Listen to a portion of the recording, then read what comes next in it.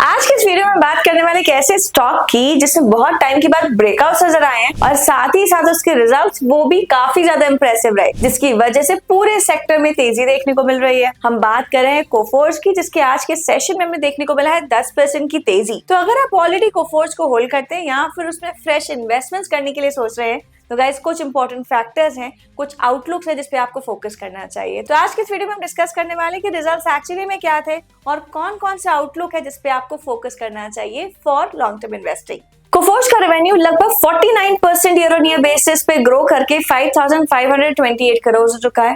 Company का net profit में 110% की ग्रोथ देखने को मिली है और साथ ही साथ जो नेट प्रॉफिट है वो नियरली अबाउट 519 करोड़ तक जा पहुंचा है। यहाँ पे एबिट मार्जिन भी इंप्रूव होते हुए नजर आ रहा है, लगभग 16% तक जा पहुंचा है, जो कि पिछले साल से कंपेयर करें तो 414 बेसिस पॉइंट्स का ग्रोथ देखने को मिल रहा है।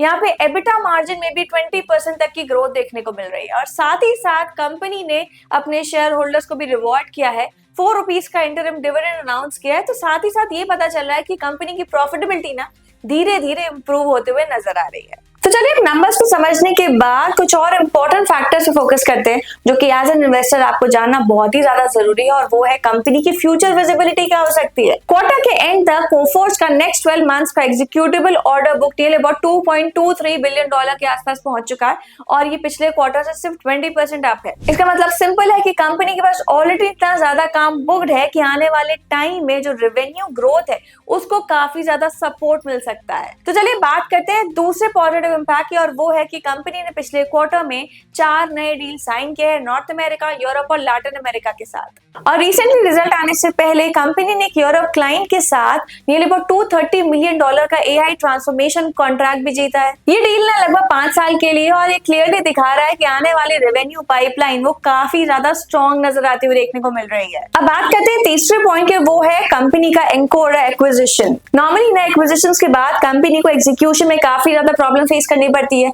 लेकिन यहाँ पे मैनेजमेंट ने कंप्लीटली क्लियर कर दिया है कि कंपनी का एंकोर एक्विजिशन कंप्लीटली इंटीग्रेट हो चुका है। और यही नहीं, कंपनी ने ये भी कहा है कि इस इंटीग्रेशन की वजह से कंपनी को स्केल, प्रॉफिटेबिलिटी और क्रॉस सेलिंग में काफी ज्यादा हेल्प मिल रही है। और सिर्फ इतना ही नहीं, कंपनी ने एआई पे अब कंप्लीटली फोकस कर रही है। इंश्योरेंस इंडस्ट्री के लिए Nexa agentic AI platform create किया है और साथ ही साथ एयरलाइंस के लिए aeronovo.ai भी लॉन्च किया है। मतलब क्लियर है कि जो company normal traditional IT services पे काम कर रही थी अब धीरे धीरे एआई लेड इंजीनियरिंग पे फोकस कर रही है।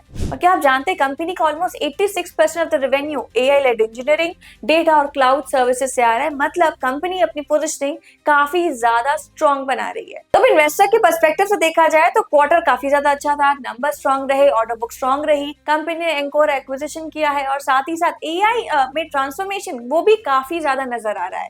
तो एज एन इन्वेस्टर आपको क्या करना चाहिए? सबसे पहले अगर आपके पास ऑलरेडी पोजीशनिंग है तो आप धीरे धीरे स्टॉप लॉस को ट्रेल करके चल सकते हैं। आई थिंक यहाँ से मोमेंटम और कंटिन्यू होते हुए देखने को मिल सकता है। तो अगर आप एज अ फ्रेश इन्वेस्टर की तरह बाय करना चाहते हैं तो वेट करिए फॉर द लेवल्स ऑफ 1500 से 1550। अगर यहाँ पे कुछ बुलिश सिग्नल मिलता है तो लाइकली चांसेस हैं कि यहाँ से मोमेंटम और कंटिन्यू हो सकता है। तो स्टॉप लॉस जरूर से जरूर मेंटेन करके रखिए फॉर नियरली अबाउट 1400 के लेवल्स पे, अगर आप एक ट्रेडिंग पर्सपेक्टिव से सोच रहे हैं तो गाइस ये है आज के इंपॉर्टेंट अपडेट कोफोर्ज के बारे में। अगर आपको ये वीडियो इंसाइटफुल लगा हो तो लाइक करें, शेयर करें, सब्सक्राइब करना ना भूलें।